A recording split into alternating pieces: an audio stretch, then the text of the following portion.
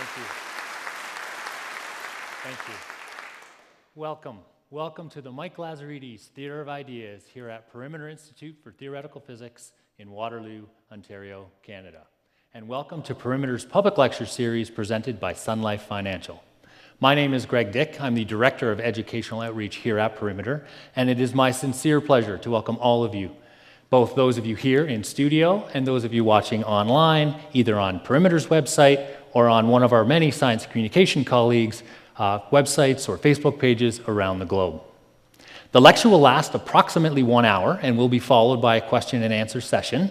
For those of you online, we have Dr. Damien Pope and Dr. Kelly Foyle and a team of PI researchers at the ready behind their keyboards in the chat zone, ready to engage in online discussion throughout the lecture. If you want to join that conversation, please use hashtag #PILive.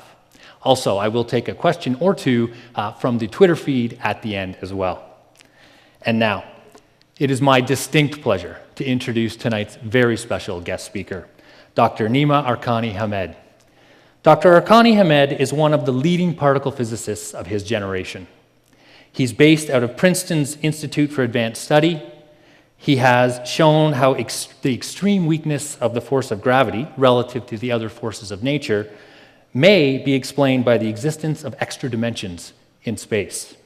He has proposed how the structure of comparatively low energy physics is constrained within the context of string theory, and has taken a lead in proposing new physical theories that can be tested at the Large Hadron Collider at CERN in Switzerland.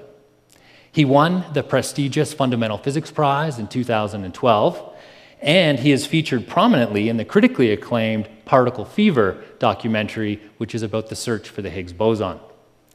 Dr. Arkani-Hamed is also a distinguished visiting research chair here at Perimeter. Ladies and gentlemen, please join me in welcoming Dr. Nima Arkani-Hamed.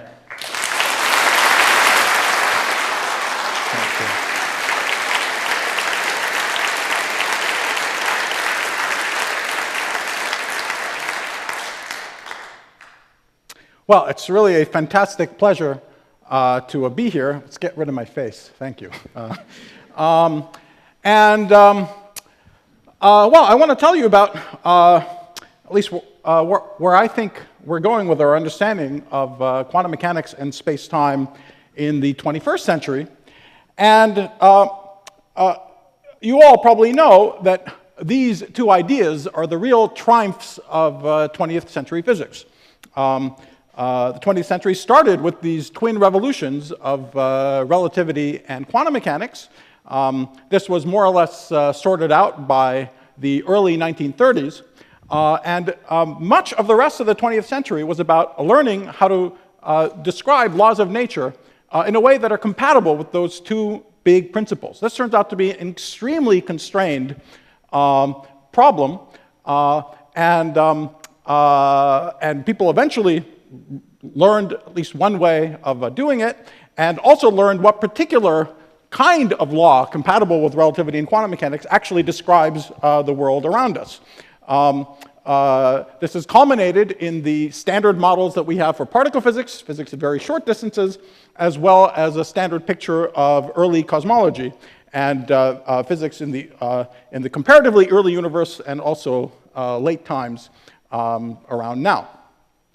But there's something else, sort of more conceptual, about these two revolutions, which is not as commonly talked about. And it's one of the themes that I want to stress in the lecture today, which is that these two ideas of relativity and quantum mechanics are so incredibly constraining that they almost make the structure of the universe around us inevitable.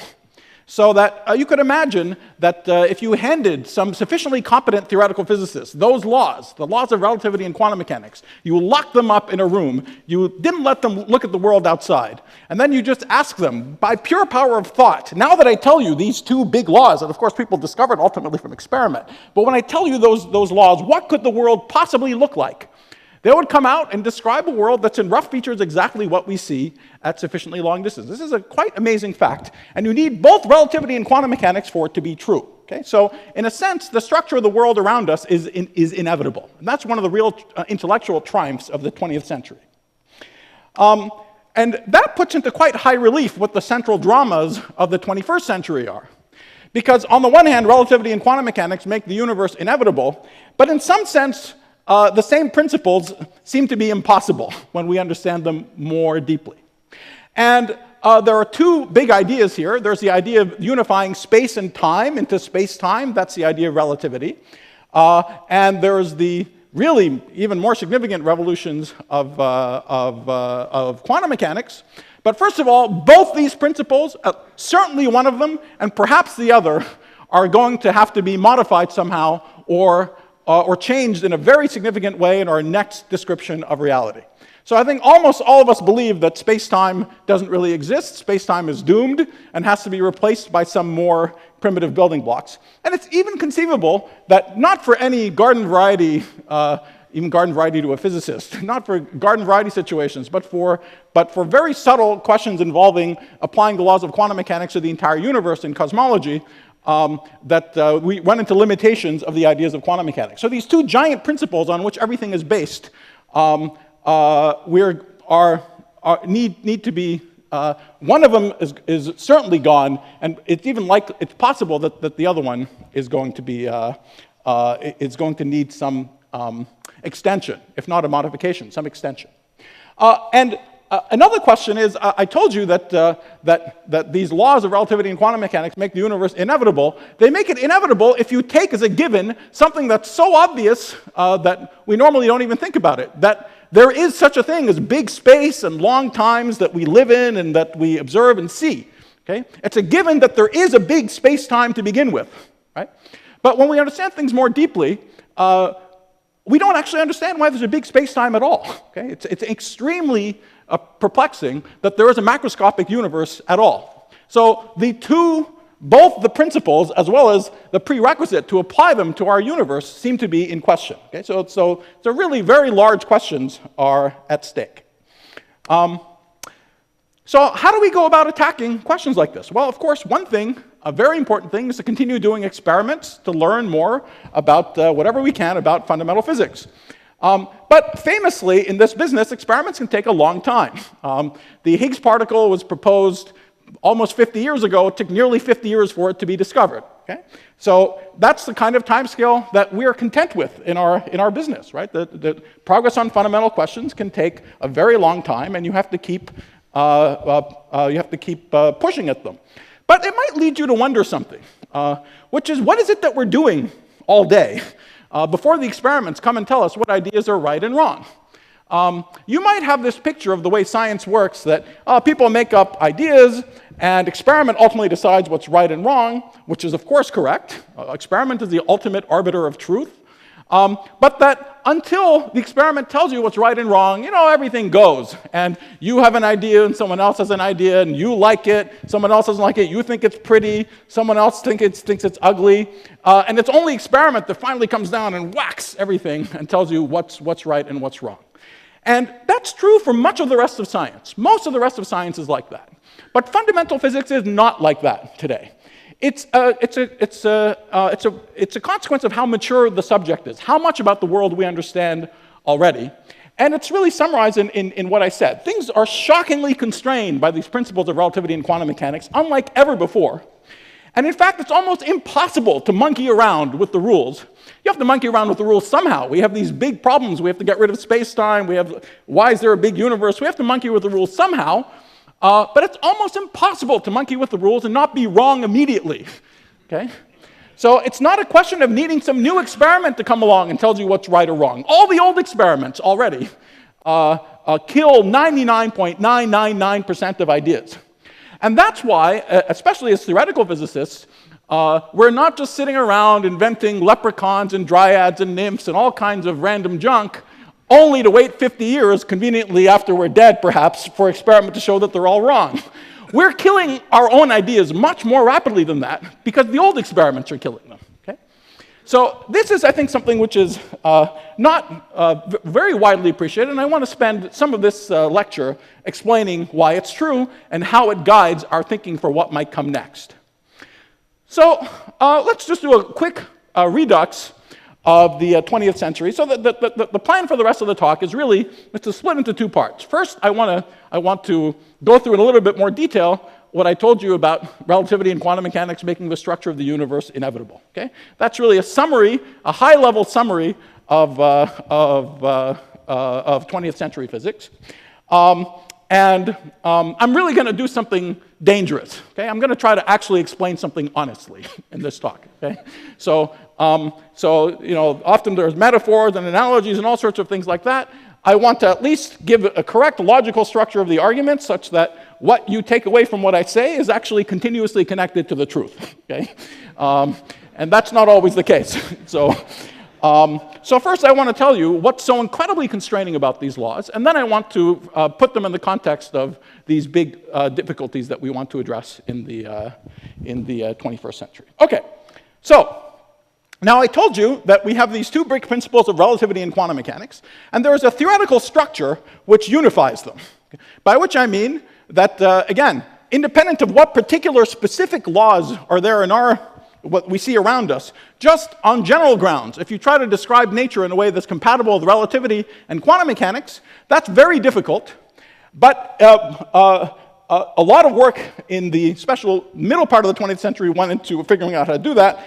And there's a theoretical framework known as quantum field theory, which is about that unification. Okay? So quantum field theories are a class of theories that are compatible with relativity and quantum mechanics. Extremely constrained, and as I said, one particular quantum field theory, we call it the standard model of particle physics, describes everything we actually see in the universe around us, but a lot is actually constrained by this structure, generally speaking. Now, you all know that there's 4 fundamental forces: gravity, electromagnetism are the old ones. There's the weak interactions and the strong interactions that we learned about in the 20th century. So how does quantum field theory tell us to think about these fundamental interactions? Well, it boils down to something really simple, that all the interactions we know, everything that we know, so here are particles like electrons that we're familiar with. The electromagnetic interaction involves with this little stick figure of the electron interacting with a photon. The gravitational interaction is involved with a little stick figure of the electron interacting with a graviton. You have these basic, simplest possible interactions, and everything else that happens is a consequence of putting them together over and over and over, concatenating them in all possible ways, having these interactions happen all the time, and that gives rise to all the richness and the complexity of the phenomenon that we see in the world around us. So these tiny little interactions, these little stick figures, combined in all possible ways, are responsible for everything that we see. Something that took a long time to sort out, which was a big part of the triumphs of the construction of the Standard Model, many Nobel Prizes involved in this page, is that the structure of the strong interactions that hold the nuclei together inside the atom and the weak interactions that are ultimately responsible for radioactivity, on the face of it, they seem completely different. They seem totally different. But when you go to sufficiently short distances, and in quantum mechanics, we know because of the uncertainty principle that to go to short distances, we need very high energies. So when you look at very, very high energies, for example, colliding particles into each other at extremely high energies to study the physics at very short distances, we find that it's essentially exactly the same. So the strong interactions are, in the end, involve constituents of the protons and neutrons, the quarks that interact with each other with gluons. Okay? And it's exactly the same kind of picture. The weak interactions, which are responsible for radioactivity, involve exactly the same kind of picture, interactions between electrons, other particles called neutrinos, and some cousin of the photon, called the W boson. Okay? So it's exactly the same basic picture, so why did it take, 2,000 years to realize that this is the case? Why did we only learn this in the 20th century? It's because at long distances or low energies, this fundamental similarity is masked. It's masked because of things which, from a more fundamental microscopic short-distance point of view, are details. If you go to very high energies, you see everything looks the same. But it turns out that these particles, for example, the W, responsible for radioactivity, is massive. And that means that while we get to see the interactions that are mediated by this photon that's excited by quantum fluctuations, which gives us the force between electrons, we don't get to see the analog for this very massive particle at long distances, which is why it looks like a very, very weak interaction. However, if we go to sufficiently short distances, high energies, the difference essentially disappears and they look essentially identical. The range of this interaction is around 10 to the minus 16 centimeters. That's around 100 to 1,000 times smaller than the nucleus of an atom. So it's very small by human standards, but from a fundamental point of view, it's not a big deal. Okay? We go to much higher energies, these distinctions evaporate. Okay, now let me tell you a little bit more. So now we've learned that the physics is going to look simple when we go to very high energies. That's one of the lessons, important lessons of the 20th century. Let me tell you a little bit more about what we know about these particles. Another intrinsic feature of particles, they can move around, they can move this way, that way. They have another feature, which is that they have a spin. You can imagine that they rotate like a little top. It's a misleading classical picture for what's going on, but it's like they have a little spin. Okay, and quantum mechanics tells us that these spins come in multiples of a basic unit of Planck's constant. And a very simple feature of just quantum mechanics tells us that the allowed spins are 0, 1/2, 1, 3/2, 2, 5/2, 3. Okay, they come in multiples of 1/2 times this basic unit of Planck's constant. Okay, so that's just quantum mechanics tells you that. But then when we look at the particles we actually see, the fundamental particles we see a very tiny menu, only a half for electrons, 1 for W bosons, 1 for photons. The particle of gravity is 2, but we don't see any fundamental particles with 7 halves or 19. Okay? All we have is this little teeny tiny menu. Okay, so that's just what I said. And in fact, this is, we don't need to look at it in any detail, but this is the menu of every fundamental particle we know in nature and how they interact. All the interactions, strong, weak, electromagnetic, gravity, everything is described in this basic unified picture with these little stick figure interactions, and there's some particular menu of them. There are so many of one kind of quark, so many kinds of electrons and cousins and so on. The menu is a little bit complicated, but it's not horrendously complicated. But very importantly, the rules are the same, essentially the same for everybody. Everything is governed by these basic stick figure interactions. So, in a conventional talk about particle physics, we've spent a long time talking about the glories of the Standard Model, but this is not meant to be a talk like that. I want to tell you about these more structural things. So here's one very basic question we can ask. Why did things turn out to be so simple? So were we just lucky? Someone loves us, wants us to understand the universe? Why is it that the only fundamental interactions we have are this basic kind of 3 guys coming together? See, it would have been a disaster if we had fundamental interactions that involved 12, I haven't counted, guys coming together, right? Or more and more, because then it would be hopeless to understand anything. We couldn't explain more complicated things by building them up out of simpler things. But that's not what happened, right? What happened is that all we have are these little sticks. And then all the more complicated things arise from just from these simple processes taking place all over again. So why didn't we get this? And also, why do we just have these very tiny menu of possible spins? Right? Now, here is something really wonderful that we learned gradually, really gradually. I think people fully realized its importance maybe 20 or 30 years ago. And we've been appreciating it more and more since. But it's a rather remarkable fact. We don't know everything. We don't know all the laws of nature. We don't know all these mysteries that we're going to talk about. But we've learned something. We've learned these amazing things, that there's relativity, there's quantum mechanics. There's no going back. So there was that. Any laws there are, whatever the heck they are, have to be compatible with these 2 principles. And now comes a more detailed version of the statement I said in the very beginning of the talk. If you hand these laws to a sufficiently competent theorist, which would mean not me, but sufficiently competent theorist, I would give up pretty quickly. I'd say, no, I can't do it. Okay? If you said relativity and quantum mechanics, you locked me in a cabin, God said, create a universe, I would say, nah, sorry, I don't know how to do it. Okay? But better theorists would sit and think for a while, and they would realize the following amazing fact, that just these principles, nothing else, guarantees that at sufficiently long distances, no matter what the laws are, sufficiently long distances, nature must be described by particles interacting with these little stick figures, A, and B, the only allowed spins that the particles can have to be taken from this list, 0, 1/2, 1, 3/2, and 2. Nothing else. And they would even tell you more things. They would say, this 2 guy is really special, for example. They would say that there can only be 1 of that spin 2 guy. You can't have 2 of them. And it has this very strange feature. All particles have to couple to it with a universal strength. And also, what it does to massive particles, it makes them go around in orbits. It's gravity, right? They haven't looked outside. They don't know there's such a thing as gravity. We've just handed them the laws. But this is a unique possibility that they can see. Okay? Often, especially in popular books, people describe special relativity as the first thing Einstein discovered, and general relativity as the deeper, more amazing thing that he discovered. But in fact, it's a little bit the other way around. General relativity is just one special instance of laws that are compatible with both special relativity and quantum mechanics. That's the novelty. You need both of them. But once you have both of them, you don't need all the pictures of falling elevators and space is curved and all that stuff. It follows instead just from ordinary special relativity and quantum mechanics. And then the rest of them also have some special properties. Now, I've highlighted in black the particles that we've actually seen, by which I mean the particles that we have some evidence for in nature. We know there's a graviton. There are these spin 1 particles, we'd seen them. There's particles like the electron that have spin 1/2. And before July 4th, 2012, that was all there was.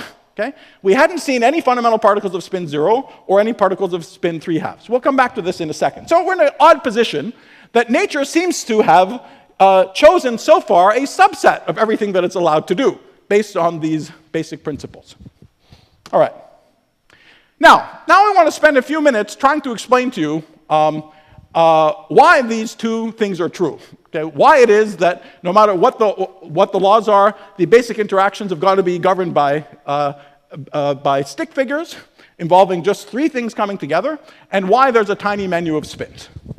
And we're going to spend 1 minute talking about units, because this is actually going to play an important role in the discussion. Especially if you're a high school physics student, units are the bane of your existence. At least they were of mine. Okay? You can never keep track of what they are. And that's because the conventional way of talking about units is a very human-centered thing. Okay? We say that someone weighs 80 kilograms. What we really mean is that they weigh 80 of some weight that's in somewhere in Paris, right? Or someone is 2 meters tall because a very tall person is 2 meters tall, because if you take some bar in Paris and put 2 of them end to end, it's the same height as the person. So those are units that we invent, right? Those things, I guess we do them in more fancy ways now. But in olden times, that's what the definition of units. That's a stupid way of talking about units fundamentally, because if you're trying to describe to a hypothetical friend in a distant galaxy how tall your 2-meter friend is, it would do no good to say, oh, he's 2 meters tall because you put 2 of that bar. Oh, that bar is in Paris. I'm sorry, you don't know how tall that is. Okay, so you see, it's a very human-centered thing. It's much better to tie units to nature itself. And we do that by working in units where the speed of light, we have relativity and we have quantum mechanics, so there's Planck's constant of quantum mechanics, the speed of light. And we work in units, we say where we put those constants to 1. What that means in practice is that any time can be interchanged with a distance. This you're familiar with, right? We can talk about a distance that's 3 times 10 to the 10 centimeters, or 1 light second. Okay? So we can convert seconds and centimeters. Okay? Something you're less familiar with is that Planck's constant relates energy and inverse time, or vice versa. This is the basic reason why high energies is short times. Okay? So that's why we have to go to very high energies to probe very short distance physics. But in these units, you can convert all other units to 1 basic unit. We can choose it to be a unit of energy. And energy is the same as mass equals mc squared. So a unit that we like to use in particle physics is a gigaelectron volt, which is the mass of the proton. Okay? The mass of the proton, c squared, is around this unit, 1 GeV, 1 gigaelectron volt. Now, in fact, I think we should redefine a GeV to be the mass of the proton. It's really something like 0.938 GeV. That's because, again, Mr. Volt was some guy, right? So who cares about Mr. Volt? The proton is the same here as in Alpha Centauri. So, but it's conveniently close enough that we will use it. Okay, so in these units, just to get a little bit of practice with it, I am 10 to the 16th inverse GeV tall. Units of length are 1 over energy. You see? A time is 1 over energy. Time is the same as distance, so a length is 1 over energy. I'm 10 to the 16th inverse GeV tall. A proton itself is around 1 inverse GeV in size. So when I tell you I'm 10 to the 16th inverse GeV tall, I'm telling you something very useful.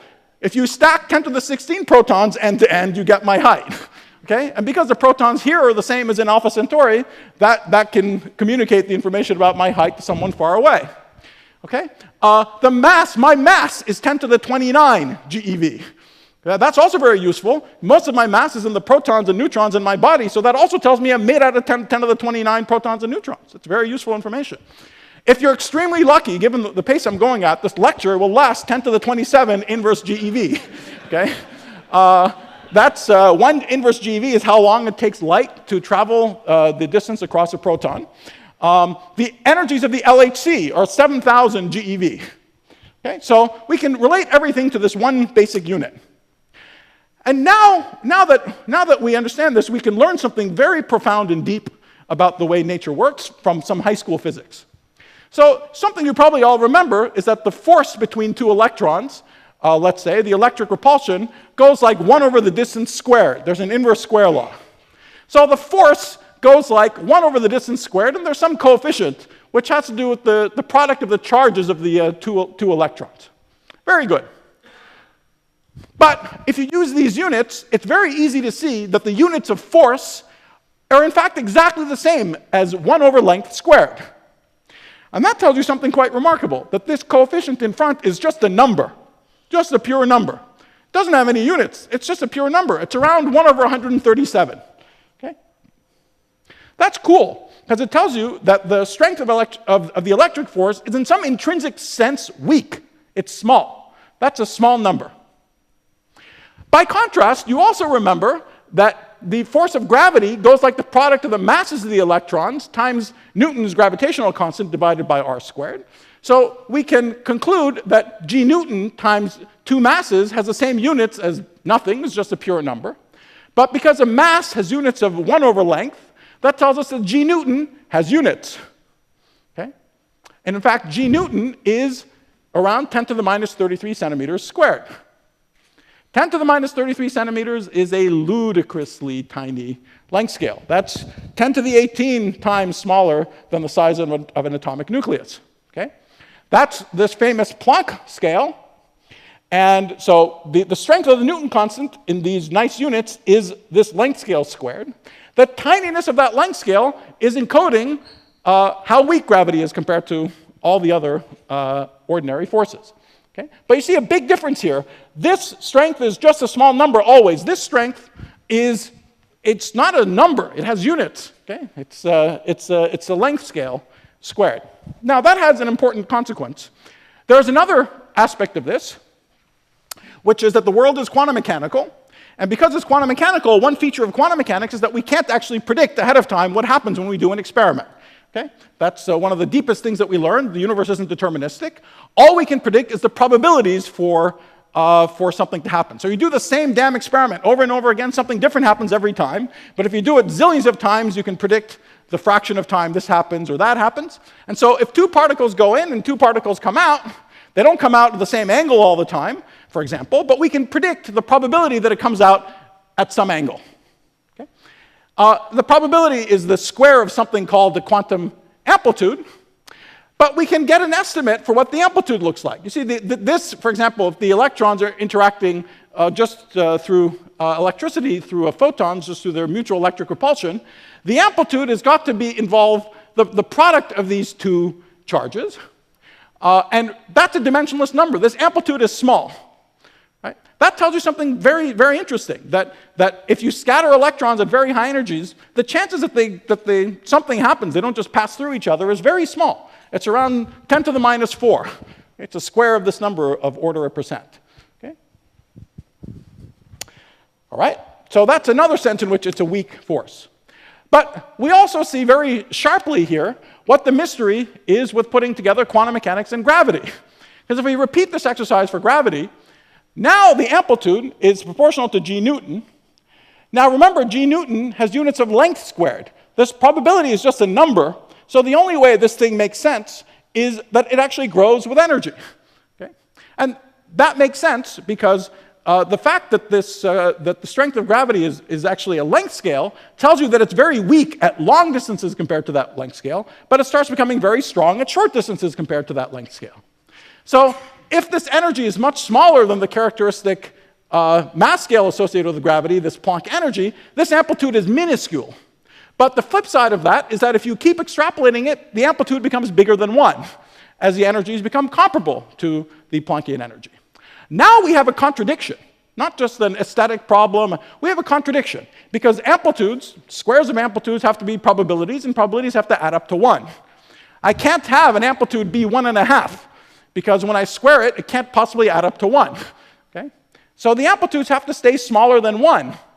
And that tells us that we just can't extrapolate our understanding of ordinary gravity and all these interactions to very high energies. We just can't do it. Something breaks down. Often this is described as we don't know how to put quantum mechanics, the theory of the very small, together with the theory of the very large. That's not quite true. We can perfectly well talk about quantum mechanics and gravity at very long distances. It's just that the effects are tiny. No one would care to measure them. But if you wanted to calculate them, you could. If you forced a good graduate student to calculate the leading quantum mechanical corrections to Newton's law at very long distances, they could do it.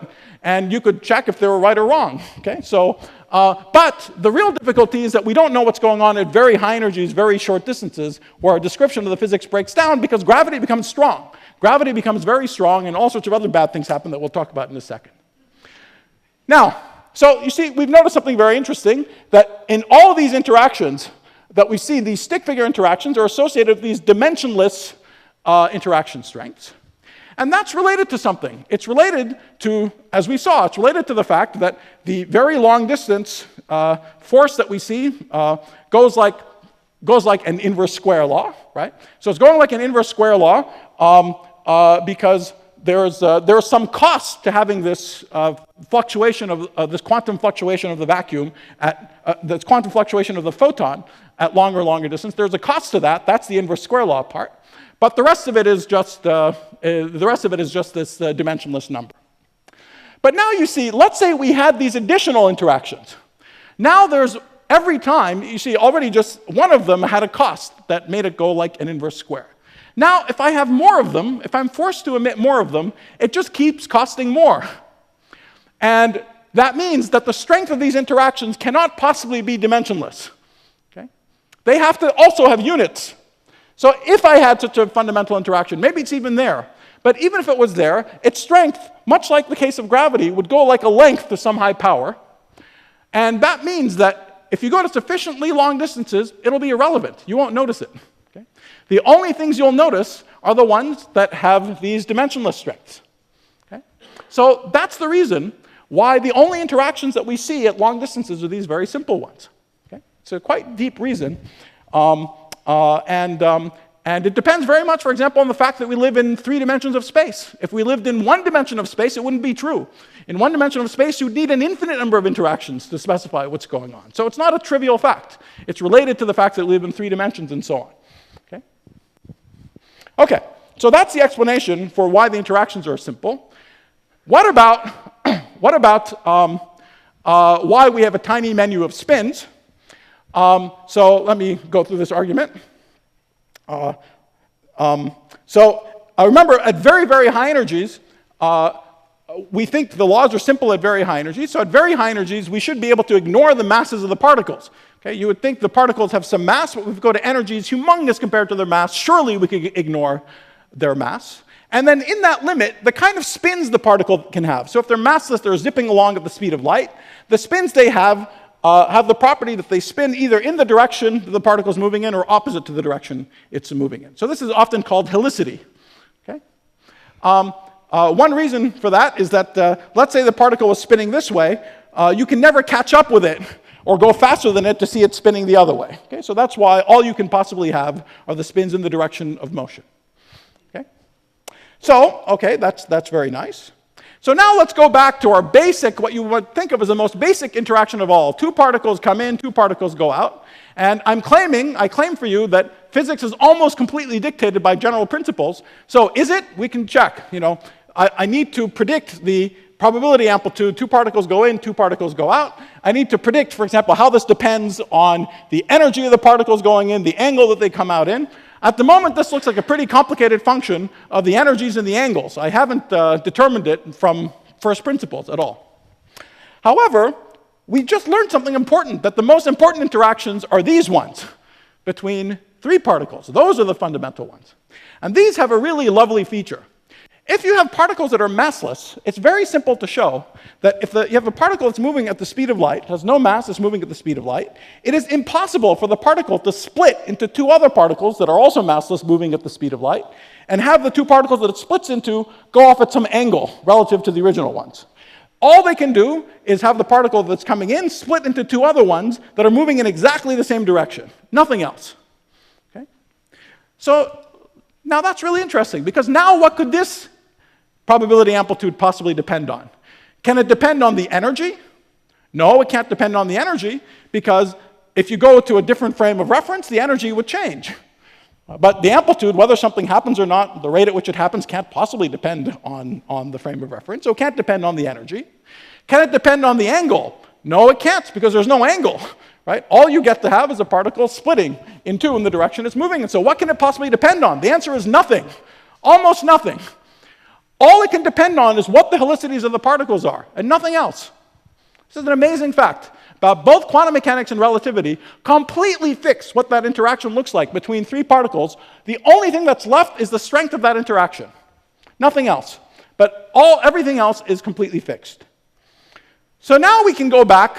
So we know these basic three particle interactions are fixed. Now we can go back to the problem of trying to determine what the consistent possible interactions are between two in and two out. And now there's a very important general principle of quantum mechanics, which is that as these particles are coming in, they might accidentally tune to have an energy where they actually can create a real particle in the middle. If they happen to be to that nice value of the energy where they get to create a real particle in the middle, then this amplitude for what happened is just the amplitude for creating that particle and then having the particle decay on the other side. Okay, so that's another very basic principle of thinking about probabilities in quantum mechanics. So we know when this amplitude becomes big, when you tune these particles so that the guy inside can become real, it has to split into the product of these two subamplitudes. And remember, these two things are completely fixed by the general principles I just told you about. So this is the logic, and now you need to go to grad school. Okay? So it's about 3 months in grad school, and then you can do this exercise for yourself. It takes around half a page of algebra. Okay, maybe a page of algebra. Okay, so you see, it's turned into a well-posed well-posed problem, right? Find a function of energy and angle that has these properties, and this is the problem that has an extraordinary answer. You find that it almost never is consistent. Okay? And the only possibilities are where the particles have spin 0, half, 1, 3/2, and 2. Okay? And you learn all these special things I told you. You can't have, this guy's got to be unique. All the properties that make it exactly like gravity actually follow from these very basic principles and nothing else. So there's a menu of allowed possibilities that's tiny, absolutely tiny, and every element in this menu, this one, that one we've seen already. Again, this one's we haven't quite seen yet. But the only freedom that we have left is choosing. How many are there of this guy? How many of that guy? These guys are pretty constrained, but you can still choose how many of them you want with some extent. These guys are very constrained. You can have at most 8 of them. That's a weird number, an 8 that comes out, okay? But this one's unique and so on. But you choose how many of each you have. You choose the strength of these interactions, and that's it. All the freedom in describing the universe at long distances boils down to specifying those parameters. Okay? Pretty amazing. Okay. So what about the Higgs? I haven't said anything about the Higgs. And for the sake of time, I think I won't go through this argument in detail, but I'll just say something quickly about it, because there's only one point that we glossed over in the previous discussion. The one point that we glossed over is that we said, oh, we're interested in the physics at very high energies. At very high energies, we should be able to ignore the masses of the particles, and then if we treat the particles as massless, everything I told you is precisely true. Okay? But there is one important difference between massive particles and massless particles when the particles have spin. And that's that a massive particle can spin in 3 directions. But a massless particle, as we said, can only have spin in the direction that it's moving in or opposite to the direction. So that's funny. There's like a discontinuous difference between massless and massive. The reason is, again, very simple. Imagine you have a massive particle spinning in some direction. Because it's massive, it's not quite moving at the speed of light. You can always run with it. Okay? When you run with it, you see that it's sitting there at rest. And then if you thought it could only spin this way, if you tilt your head, you see it spinning in every possible way. Okay, so it can spin in 3 possible directions, but a massless particle can only spin in 2 directions. Okay? So we can't quite just ignore the mass because there's more degrees of freedom. There's one more state, which is there when the particle is massive, that's not there when the particle is massless. And you can go through, and that guy turns out to be not innocent.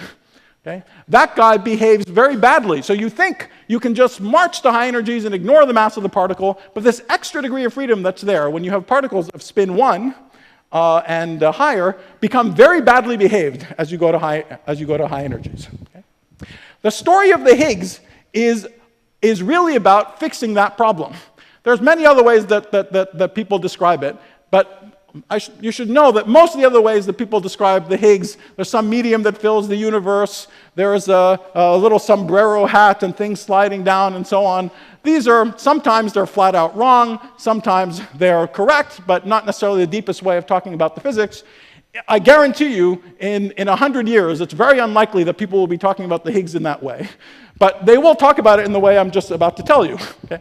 What the Higgs is really about is allowing, in a smooth way, to take the physics of massive particles and go to very high energies and be able to turn it smoothly into physics of massless particles, as we would naively, intuitively expect. Okay? If you just take the massive particles, and remember, we have this massive spin 1 particle in nature. That was that W particle that's associated with the weak interactions. If there was no Higgs, we would not be able to extrapolate our understanding of physics to high energies. It would break down. There would be amplitudes, just like with gravity, there would be amplitudes that become larger than 1, and everything would break down. And that's why we knew we had to add something in order to solve the problem. Because physics has to make sense, we have to be able to continue to higher energies. And you go through the menu of possibilities. What could it possibly be? We have to add some new particle. We know what the allowed ones are: 0, 1/2, 1, 3/2, and 2. We go through them, determine it can't be 2 because that guy's unique. We go through the other ones, we eliminate all the possibilities. The only thing that was possible was a particle of spin 0. That was the only possibility. Okay? And that's exactly what was discovered, of course. Okay? That's exactly what we ended up finding at the LHC. And we get to turn that 0 from a red to a black. Okay? That's now, after July 4th, 2012, we know there are fundamental particles of spin 0. And that's a real triumph for both experiment and theory. Of course, it's a triumph for experiment. It's also a triumph for theory, because the belief in these general principles paid off. We are in the unusual situation of having nature not make full use of everything it was allowed to do. Okay? We encountered a theoretical problem. How do we extrapolate low energy physics to very high energy physics? So now we have a problem. As I said, you try to do any random thing, everything fails, because there's a minuscule set of possibilities we're allowed to choose from. You hunt in that set. Is there something that could possibly work? You find essentially one thing that can, and then you wait for 50 years for experimentalists to say, yes, you're right. Okay? But even before they said you were right, it had passed a huge test already of not being wrong, not being obviously wrong, by being compatible with the principles that were sitting there already. And that's also the thing that's exciting about the Higgs. It's the first really new particle that we have seen. Okay? All right, so that was the redux of the 20th century. And it's really true that the discovery of the Higgs is a real milestone. Because finally, with the discovery of the Higgs, we've accomplished something that we've been after for a century.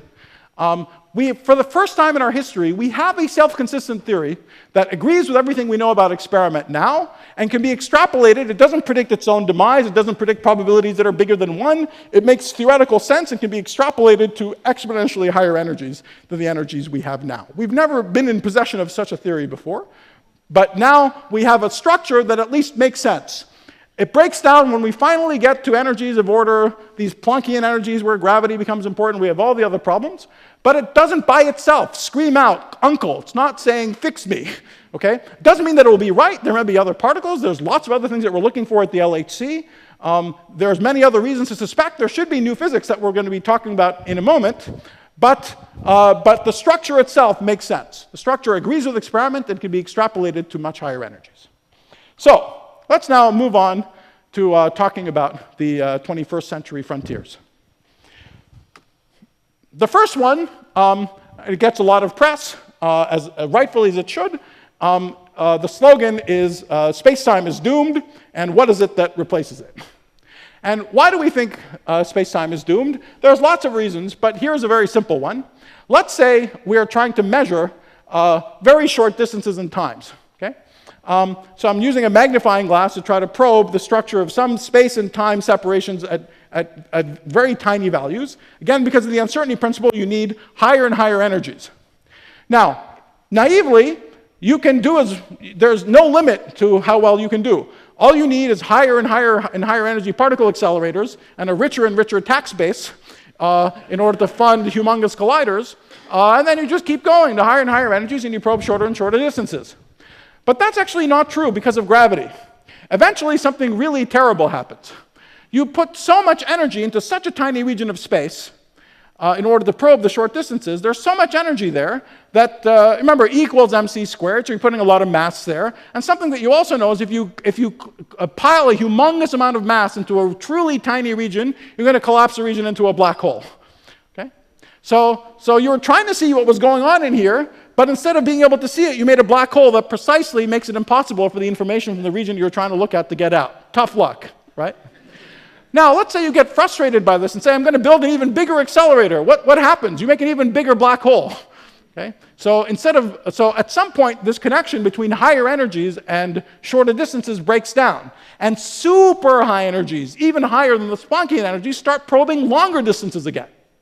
Okay? That's very strange because it means there's no even in principle way we can operationally give meaning to distances and times that are comparable to the Planck length. Okay? Every time that's happened to us in physics before, it's meant that the concepts involved are approximate. If we can't even in principle measure them to perfect accuracy, they're approximate concepts. But this is very disturbing. The thing which is approximate now is space and time itself.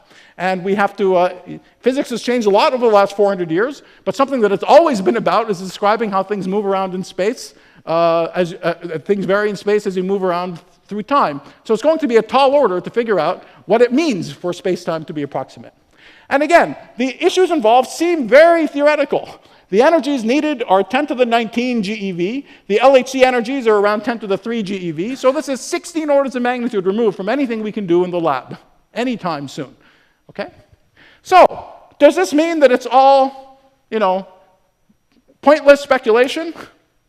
Well, let's think a little bit more about what it means. I mean, because we're not going to build experiments there anytime soon, right? So maybe we can think about this problem of what happens with space-time, but it'll all be up to, you like X, I like Y, you like ice cream, I like pickles, right? It'll be like that. Well, it's not like that. So let's go back and remember, one of the difficulties, there are many issues, but a related difficulty is that this amplitude for the interaction, let's say, of two electrons through a graviton becomes large as we go to high energies. And that's something that we have to fix. There's, again, almost identical problem with W particles that the Higgs boson fixed. Okay? So here we have a completely, roughly analogous problem. We have an amplitude that's getting large, large, large. Something has got to fix it. Okay? So, now, that's one position. There are other issues, because this idea of space and time are breaking down in the center of black holes, early in the universe, close to a Big Bang singularity. In these neighborhoods, our theories just break down, and the effects of quantum mechanics and gravity are becoming important at the same time. Again, I stress it's a short distance problem. But a first challenge, I just alluded to a second ago, a first challenge, you don't need to understand the formulas in detail, of course, but a first challenge is, so let's say someone says, I have a whiz-bang theory that actually makes sense of all these things. Great, it has a job to do. It has many jobs to do, but one job that this theory must do is it has to give you an answer to the question. If I, let's say, scatter two gravitons together, what's the probability amplitude that they come out at some angle? They go in at some angle, they come out at some angle. There has to be a formula, right? And you have to be able to check that that formula is compatible with the principles of relativity and quantum mechanics. Okay? Now, if you look at the actual amplitude that you get with just ordinary physics, we talked about it before. You don't need to look at it in detail. I'm just writing it down so you see that there's a very simple, concrete, explicit formula. But this is the thing that was becoming very large as we go to high energies. Those S, T, and U are just a measure of the energies and angles involved in the process. Okay, so you would look at this and say, oh, I know what I'm going to do. All I will do is take this formula. Here, I'll make it very simple. This is growing as you go to high energies. I'll just multiply them by some simple factors that will make them small as you go to high energies. There, I'm done. Okay? Now, you like that formula. Someone else likes a formula with 3 factors downstairs. Until we get up to Planckian energies, we'll never know which formula is right. Okay? That's naively what you think. But then you look at it in more detail, and you discover that this naive modification actually fails. It fails something else. It's not compatible with quantum mechanics. Okay? There's a very sharp rule that it has to satisfy. You can actually check if it's compatible with this idea that the probabilities add up to 1, and you find that this formula is not compatible with it. It involves negative probabilities. Okay? That doesn't make any sense. So you go from thinking that it's easy to thinking that it's impossible. Okay? That's very often what happens to us in theoretical physics. You think it's easy, then you think it's impossible. Because you try tons of variations on this idea, and none of them work. You say, God, this is just impossible. Even a candidate formula. Okay? And then someone comes along, and they give you a formula. So here's an interesting formula. Okay? So this is some function. You don't need to know what it is in detail, but it's a concrete mathematical function. It's very closely related to the factorial, something you probably know from high school algebra. Okay? So there's something that involves sort of ratios of factorials that are built out of these variables that give you the energies and the angles. Again, you don't need to know what it is. I just want to show you that there's a concrete, simple formula sitting there. And then you find this formula, miraculously, all the probabilities are positive, unlike all your previous naive attempts. Okay? So, okay, it doesn't mean that it's right. We haven't gone to Planckian energies, right? But somehow, this formula is passing a test. It's passing a test of being compatible with the principles we've seen previously. Okay? Now, I should tell you that in 45 years of trying to find a formula like this, no one has found another formula. Okay? And if you look at it in detail, it looks an absolute miracle that it works. Okay? You can actually do it. We did it in a seminar earlier today. Right? It's an absolute miracle that it works. So again, this is a common feature in the work of a practicing theoretical physicist. You see something is impossible, then someone, produces something in some magical way. It works, but there's no miracles. There has to be some explanation for why it works. This formula isn't just coming out of nowhere. Something must be producing these formulas with these magical properties. And after people examined this formula for a while, they discovered that where this is coming from is the picture that particles aren't fundamentally particles, but they're little strings. Okay? So this is the reason why people are excited about string theory. It's not the other way, which is often the way it's presented, right? It's like, oh, what if things aren't points with the little loops? And that's the amazing starting point, right? And then, when I was in high school and I heard of this, I was, oh, okay, what if they're little fractals? What if they're little angels? What if they're little something else? What's so special about little loops, right? Saying it that way makes it seem like there's a humongous set of choices, and for some reason people like this one, and they studied this one. In fact, it went the other way around. No one had any idea that there were strings. They discovered these absolutely miraculous formulas, and then they discovered that what explained them is that there are strings, and it doesn't work if it's something else. It doesn't work if it's a triangle shape or if it's or anything else. Okay? Now, it doesn't mean that there's no other formula. There might be. There might be other ways around it. But it shows how amazingly constrained things are by what we know already. It also shows you that it's not a question of sociology. Let's say one of you in the audience tomorrow, you can come down later and I can tell you what the rules are. Okay? I can explain it to a high school student. Let's say someone tomorrow comes up with another formula that works and has these probabilities miraculously positive. I guarantee you the next day you will be a superstar in the world of theoretical physics. Okay? People will be amazed. They'll see, how did you pull it off? 45 years, you find another formula, right? You're not in the club. You're not, but there's rules. There are rules. There's a notion of right and wrong before experiment ultimately decides what's right and wrong. Okay? Which, of course, it does ultimately decide, but this shows you how narrow the gauntlet is that we have to pass in order to even have a chance of being right. Okay? And that's why we have a job to do, and that's what most of us spend a lot of the time doing as theoretical physicists. All right. Well, there are many other aspects of the difficulties with putting together quantum mechanics and gravity. I just want to mention one of them, because the issues that I just told you about are not actually not, in the end, in a sense, they're not the deepest problems with putting together quantum mechanics and gravity. They're related to some very deep issues, but there's something even more fundamental, which is in the heart of the conflict somehow between quantum mechanics and gravity. So something you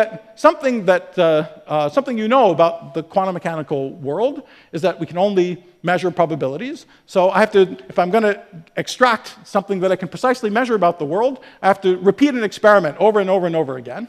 And something else that we talk about less is that you have to do the experiment with an enormous measuring apparatus. In fact, you have to make the measuring apparatus infinitely big if you want to measure anything with perfect precision. Okay? Why is that? Because the measuring apparatus itself is a quantum mechanical system and it fluctuates. So if you have a huge but finite measuring apparatus, it can't make a measurement to arbitrary accuracy. But by the time, if it's made out of 10 to the 30 things, by the time you try to measure something to an accuracy of 10 to the 10 to the 30 decimal places, which is enormous, but still, you might want to know it to that accuracy, then the whole apparatus could just spontaneously collapse into a cloud of dust. Okay? So it's just meaningless to talk about things to perfect precision, unless the apparatus also becomes infinitely big. And there's a difficulty with that when we have gravity, because as the apparatus becomes infinitely big, it becomes infinitely heavy.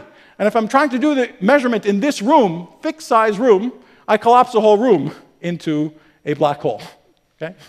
So that's a deeper sense in which we don't really have space-time. We don't have interior regions in space-time. I can't make any precise measurements inside.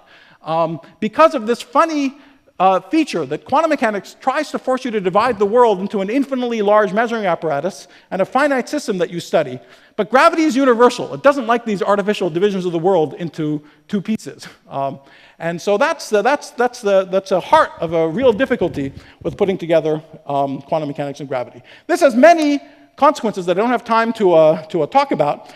Some things that you may have heard of, that the world is like a hologram. Fundamentally, things live on the boundaries of the walls of the space-time at long distances, that this makes ordinary quantum field theories and string theories equivalent to each other. There's all sorts of things that are associated with this basic fact, which there's been an enormous amount of theoretical progress in the last 15 years trying to understand it better. But we have a really essential difficulty, which is that in our real world, because of cosmology, we have a very fundamental, essential problem. We learned 15 years ago that the universe is accelerating, and one consequence of that is that there are parts of the universe that we're never going to see again, ever see again.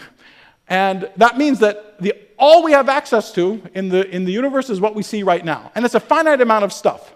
It's an enormous but finite amount of stuff.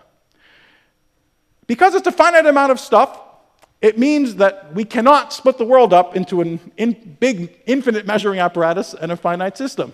Okay? There's no infinities anymore. We don't have, it's a fundamentally finite system. And this means that everything that quantum mechanics requires in order to speak precisely about any physical observable is violated by our universe. Okay? Because we're accelerating, because of this strange fact that we discovered that the universe is accelerating. So we don't know what the rules are. It has to involve not just the emergence of space, but the emergence of space and time, whatever the rules are. The fundamental issue is cosmological, involves time. And it's even possible, this is a speculation, but it's possible that it's going to force us to extend quantum mechanics. Again, not modify it. In every normal situation, I think most of us believe that there's absolutely nothing wrong with the rules of quantum mechanics. But in these final situations where we attempt to apply quantum mechanics to the entire universe, quantum mechanics itself finally cries uncle. Okay? Quantum mechanics itself finally says, I don't know what to do in this situation. I don't know what you're supposed to talk about. I can't split the world up into pieces in the way that I'm forced to do in order to be able to tell you something meaningful. Okay? All right. So those are the difficulties associated with why there's with the end of space-time. So I will more rapidly go through this second question of, so that's the notion of space-time itself is breaking down. But now we're going to go to the second question, not just at very short distances, but why did we even get a very big universe to begin with? Why did we even notice there was such a thing as a big space and time and all of this stuff? Where did it come from? You would think that's the most obvious thing. There is space, there is space and time on large scales at least, but that's also something that we don't understand. And the reason for that also goes back to quantum mechanics and relativity. Quantum mechanics tells us that everything is fluctuating all the time. And as a consequence of that, even the vacuum has energy. So if I look in a little box, I want to see, is the box empty? Yes, it's a vacuum. But there's quantum fluctuations in that box. And as the box gets smaller and smaller, the typical sort of frequency of those fluctuations gets higher and higher. And there's more and more energy in a smaller and smaller box just due to these quantum mechanical fluctuations. So that means that while you think that the vacuum is empty, in fact, quantum mechanically, it has energy, and at smaller and smaller boxes has more and more quantum mechanical energy. This is a disaster, because that means that if you make the box arbitrarily small, the energy density, the amount of energy per unit volume, is going to infinity. Okay? The volume is getting small, the energy is getting big, the amount of energy per unit volume is getting infinitely large. Now, you might just stop me and say, wait a minute, you just told me 5 minutes ago that space and time and everything break down as you go down close to these lengths comparable to the Planck length, so you shouldn't make the box smaller than the Planck length because you can't talk about the box anymore or anything. I say, fine, let's stop. Let's stop when the box is 100 times bigger than the Planck length, 10 times bigger than the Planck length. But how much energy is there still? There's still a gigantic amount of energy there. If I sort of send it somewhere in the neighborhood of the Planck length, there's a Planck energy and a Planck volume, naively, everywhere in space. Now, what will that Planck energy and a Planck volume do? Remember, energy and mass are comparable, are the same thing. Mass gravitates, and so this energy in the vacuum should curve space and time. Einstein taught us that energy and mass curve space and time. So there should be some typical curvature associated with space and time. How big should that curvature be? We don't need any formulas here, because the only word that made an appearance in this entire discussion was Planck, Planck, Planck, Planck, right? Planck length, Planck energy. Remember, gravity is associated with the Planck length. So what should the curvature be? There's only one choice. It's the Planck curvature. Okay? That's horribly bad, because that would mean that the universe should be curled up at 10 to the minus 33 centimeters in size. Or it could be violently exploding, doubling in size every 10 to the minus 43 seconds. Okay? That's what the energy in the vacuum should do. The quantum mechanical energy that we have every right to think is there should make the universe horrendously different than what it seems. Okay? It should be, by all rights, doubling in size every 10 to the minus 43 seconds. Instead, it's lived for 10 billion years. Okay? We're really, really far off. So what's going on? So what do we actually do? Well, there's this quantity, lambda, is the energy density in the vacuum. Remember, I've told you all these fancy things we understand. We understand the Standard Model, Higgs, all this other stuff.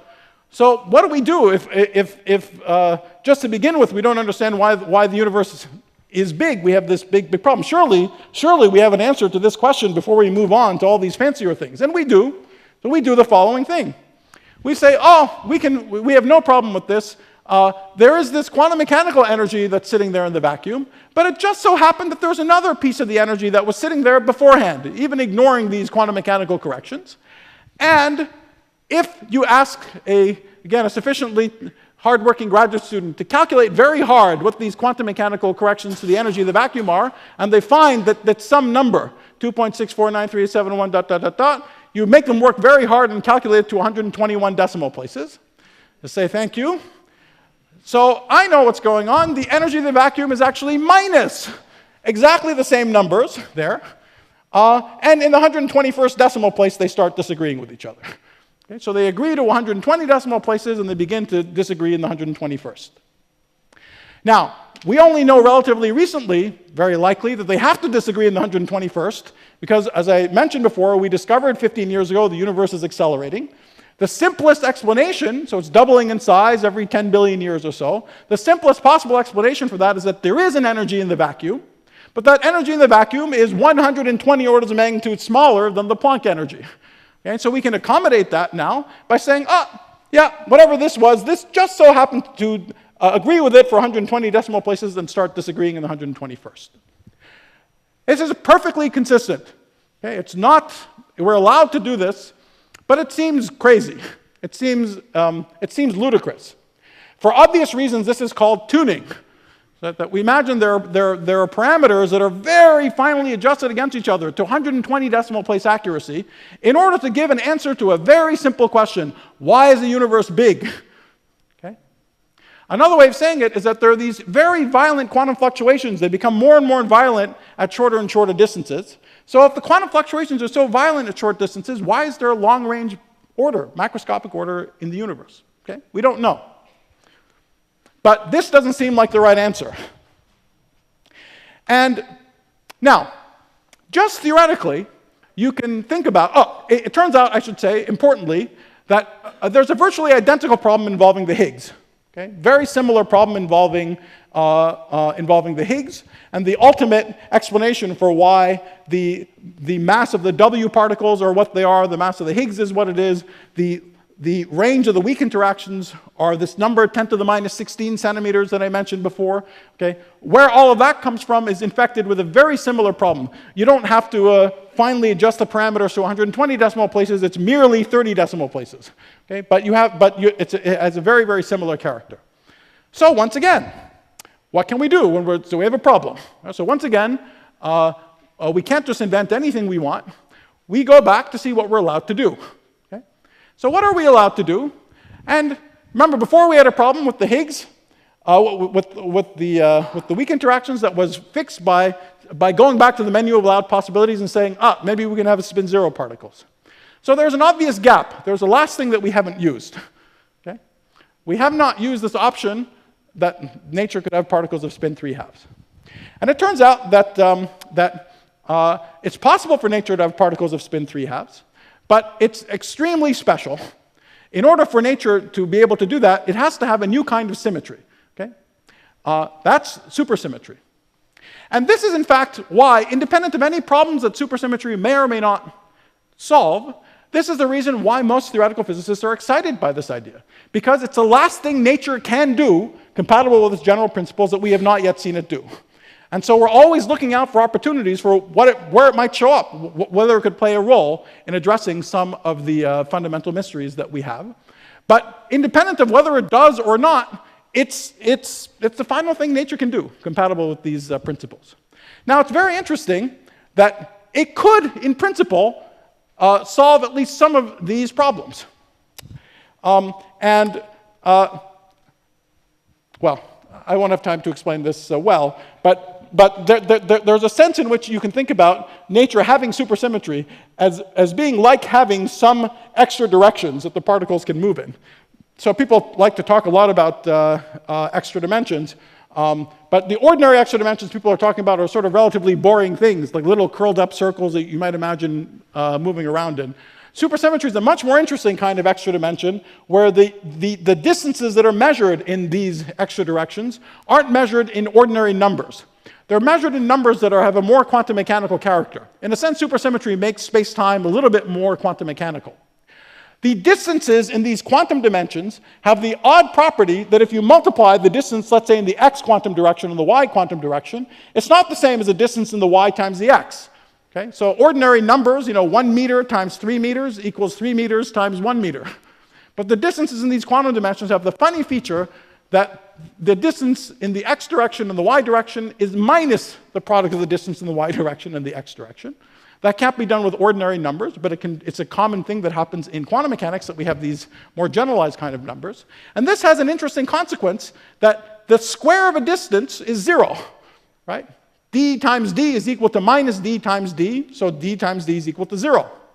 So that has an interesting consequence, that you can't take as many steps as you want in the quantum dimensions, right? You can take one step, but you can't take two, because you just can't keep going and going.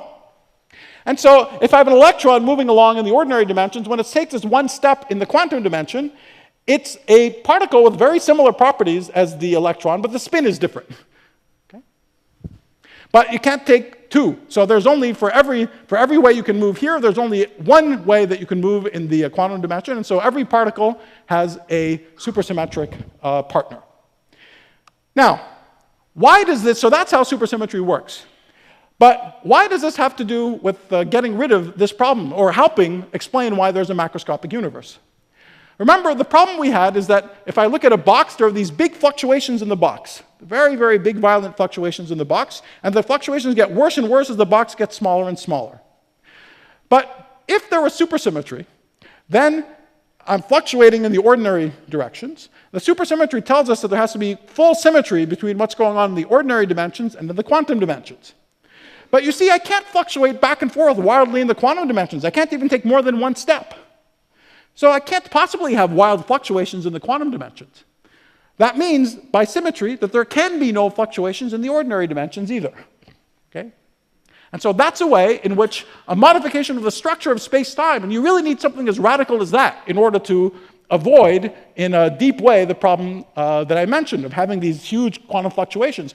Where did that come from? That came from a picture of space-time and of quantum mechanics. The fluctuations are there as a consequence of that picture. So if we're going to deal with this problem somehow, it stands to reason that we have to monkey with the picture of space-time a little bit. Supersymmetry is the last thing we're allowed to do, and it turns out it does exactly this. Okay? So if supersymmetry was exact, if it was a precise symmetry of the world, then it would beautifully solve the problem of why there's a macroscopic universe. And by the way, this is probably a big part of the reason why people exploring the unification of quantum mechanics and gravity for 40 years keep running into supersymmetry. Because a prerequisite to even think you're on the right track is that to have a big universe and to be able to talk about these things that move around with them and have orbits and all that kind of stuff. If you're going to have those things, you have to have as a solution of whatever your ersatz theory is, a big flat universe. Well, this is the only way we know of to automatically, without any fine-tuning and monkey of the parameters, get a big flat universe. Okay? Big, not crumpled up universe. Okay, now, could this be there in nature? Well, if supersymmetry is going to solve this fine-tuning problem associated with the Higgs, then while it's not it's not exact at the energies that we see, fundamentally when we go to very short distances, we should see that it becomes exact. And the length scale that we have to see it is around 10 to the minus 17 centimeters, which is exactly the length scales that are being probed by the LHC.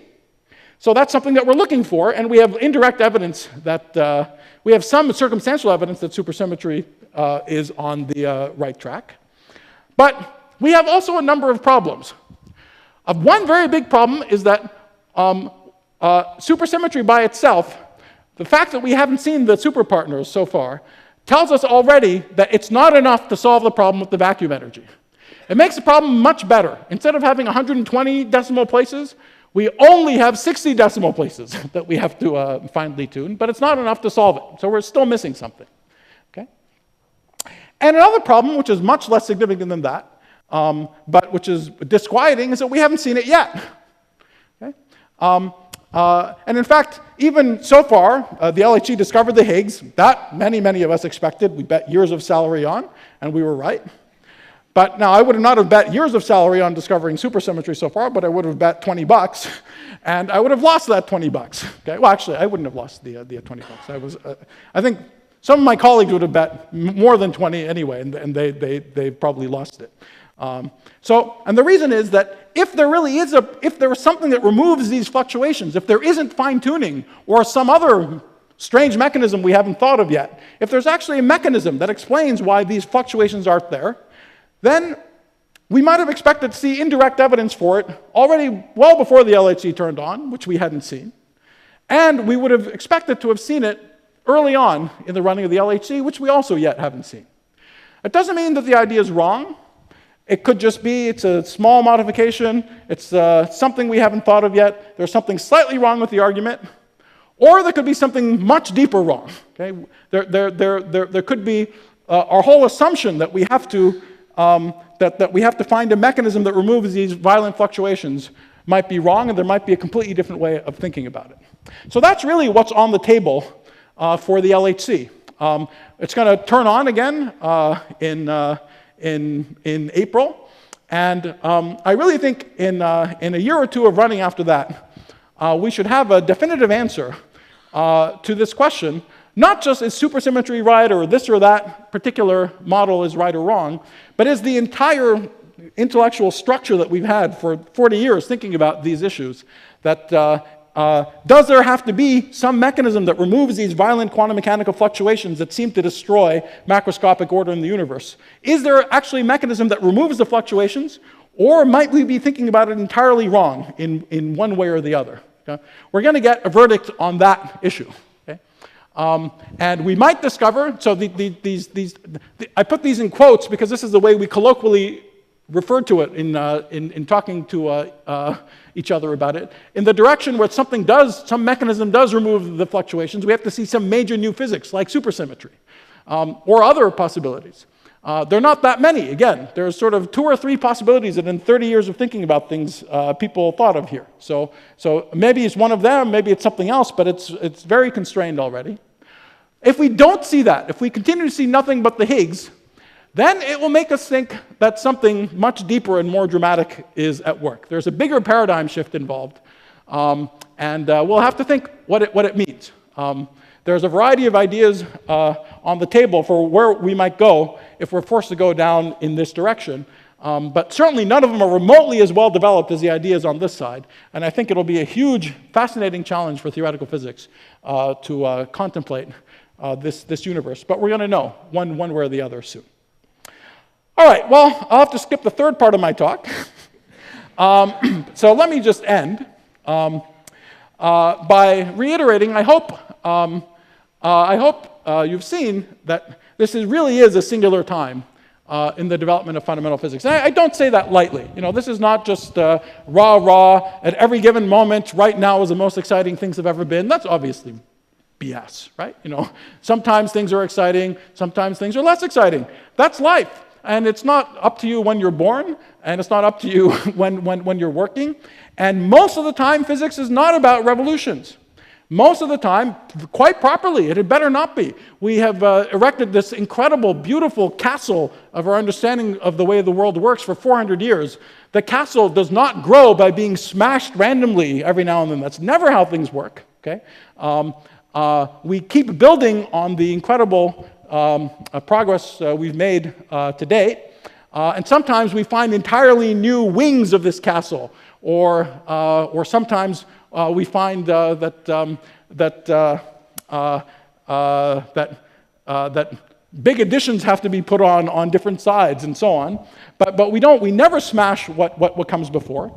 Sometimes there are revolutions, but most of the time what you're doing is taking the laws that exist and just pushing them. You keep pushing them, and they work. Okay? It's hard to make them work. It's not obvious that they work. But the 20th century was a great example of that. Revolution for the first 30 years. Everything past then was fundamentally conservative. Okay? You just had to keep pushing the ideas, which, you know, it doesn't mean that you might, temperamentally, you might want to be a revolutionary. Tough, right? If you want to make progress, that's not the time for it. Okay? So you never know. But I think we have lots of evidence now, and in fact, I think, as I've hoped to have convinced you, that the questions that are on the table now are the deepest ones, the really deepest ones, the underpinnings of space and time, the origin and fate of our large universe. And these questions, of course, you could have asked questions like this 2,000 years ago, You could have asked questions like this 100 years ago. And it's possible to ask deep-sounding questions at every moment. That's what college is about, right? It's what college bull sessions are about, with varying amounts of chemical help, right? So, but that's not what professional science is about. Professional science is not just about articulating the biggest questions that there are. You have to remember what they are, but what you have to do is ask the next question. What's the next hardest, most important problem that you can hope to make progress on that's related to the bigger ones that you're interested in?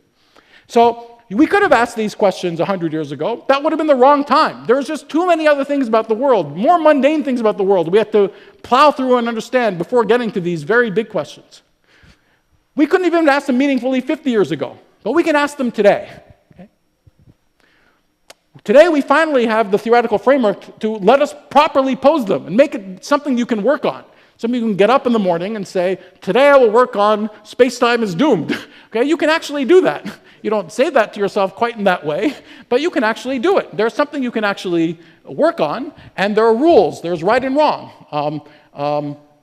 At the same time, we have fantastic experimental probes on a number of fronts. The LHC is the most famous, but there are many others that are continuing to give us important information about very important clues, about some of these, not all these questions, but at least some of them. So, in that spirit, that what we're supposed to always do is ask the next question, what's so interesting about this time, and why I say it's a singular time, and it's such an exciting time, is that we've arrived again at a moment where the next question, there is no other intermediate thing we have to plow through to get to these big, very big questions about what's space-time, the origin, fate of the universe. Those are the next questions now. Okay? And so it's a particularly exhilarating time to be doing physics, because as in other periods, more special periods in the development of physics, as, for example, in the period between 1900 and 1925, where quantum mechanics was being developed, we're in a situation where it's obvious there's something big wrong with the previous framework that's spectacularly successful in many other ways. And the next thing we have to do is figure out what replaces it. So the next step, we're in the middle of making all sorts of incremental progress all the time, as the people were back then. But the next step, we'll know when we'll have succeeded. And the next step is going to have to involve some revolutionary ideas. So thanks a lot.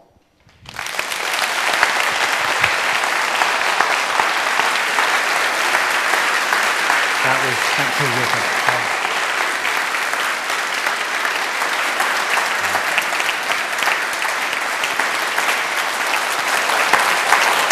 Terrific. Thank you. Ladies and gentlemen, that was certainly too good to interrupt with a question period. So what we're going to do online That's audience... a very nice way of saying something else, isn't it? He's good, he's good. To our online audience, what we will do is we'll work with Dr. Arkani-Hamed and our team to make sure all of your questions get answered. And to the in-studio audience, you'll have an opportunity to ask your questions perhaps in the atrium in a few moments. So ladies and gentlemen, thank you once again. Join me in thanking Dr. Nima Arkani-Hamed.